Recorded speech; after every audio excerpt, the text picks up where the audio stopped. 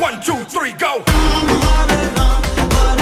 বলিউডের সফল ফ্র্যাঞ্চাইজি সিনেমাগুলোর মধ্যে অন্যতম ভুল ভুলাইয়া, যার ৩টি কিস্তি ভারতীয় বক্স অফিসে দারুণভাবে ব্যবসা সফল হয়েছে। নতুন খবর হলো শীঘ্রই এই ফ্র্যাঞ্চাইজির চতুর্থ কিস্তি ভুল ভুলাইয়া 4 এর ঘোষণা আসতে চলেছে, যেখানে মঞ্জুলিকা চরিত্রে দেখা যাবে বলিউডের তরুণ অভিনেত্রী অনন্যা পান্ডেকে।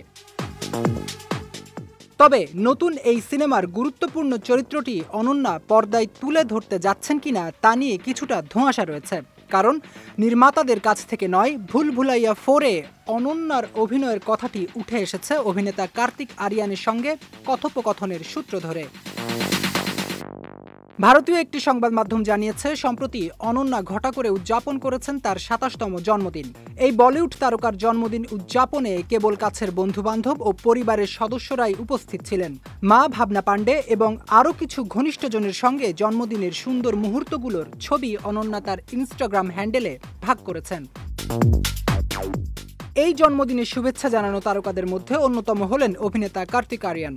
অনন্যার তু মেরি मैं तेरा तू मेरी সিনেমার সহ অভিনেতা কার্তিক একটি মজাদার ভিডিও শেয়ার করে তার জন্মদিনের শুভেচ্ছা জানিয়েছেন।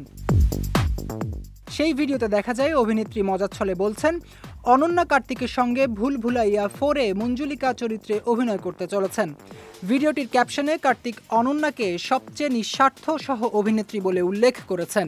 এই বার্তাটি ভক্তদের মধ্যে নতুন করে জল্পনা তৈরি করেছে, কারণ পতি পত্নী और ওহ এর পর এই দুই তারকাকে আবারও একসঙ্গে বড় পর্দায় দেখার জন্য দর্শকরা অধীর আগ্রহে অপেক্ষা করছেন।